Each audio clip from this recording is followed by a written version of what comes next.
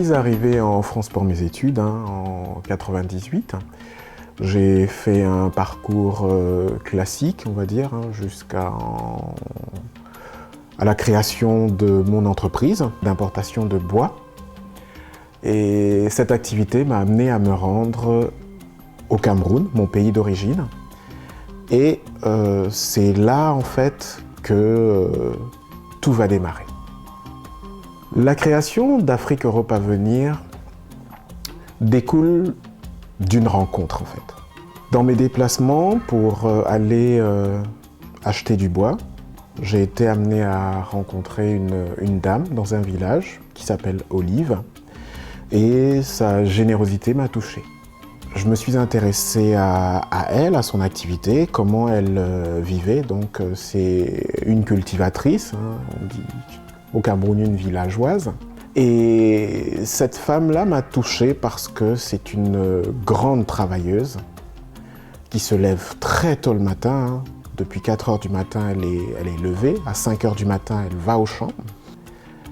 Et c'est comme ça que de fil en aiguille, revenant en France, on s'est dit qu'est-ce qu'on peut faire pour accompagner, pour soutenir des personnes comme Olive. Et c'est comme ça que nous avons décidé en 2008 de créer l'association Afrique Europe à venir. Alors Afrique parce que l'histoire démarre en Afrique, Europe parce que nous vivons en Europe, les membres de l'association, et Avenir, pourquoi? Pour une touche d'espérance, pour prendre livraison du bois, il faut rentrer dans la forêt. Et quand on quitte une ville pour rentrer dans la forêt, on est amené à passer par des villages.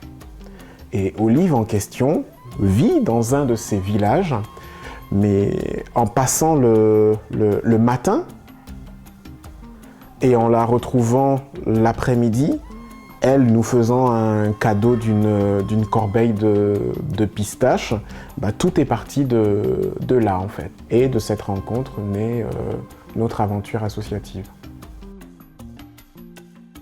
Au départ, l'association Afrique Europe à venir accompagnait les cultivateurs. Et on s'est rendu compte qu'il y avait des jeunes dans les villages qui étaient désœuvrés, qui n'allaient pas forcément à l'école, qui étaient appelés quand il fallait par exemple débroussailler. Donc c'est des jeunes déscolarisés, donc à partir de 14 ans.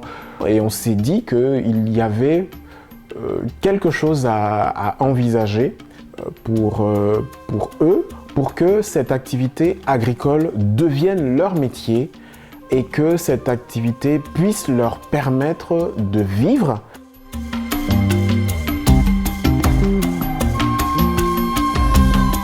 Je suis autant touché de voir un SDF à Dunkerque qui n'a pas de travail, qui n'a pas de logement, qui n'a pas de quoi manger, et dans un autre cadre, je suis aussi touché par la cultivatrice qui a une difficulté à vendre sa production d'igname, à vendre sa production de manioc, et c'est des souffrances qui sont comparables, et il n'y a pas une souffrance qui soit supérieure à l'autre.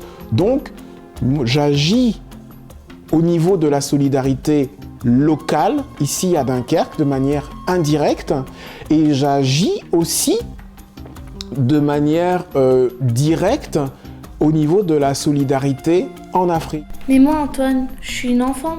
Comment je peux être solidaire? Comment je peux aider les autres?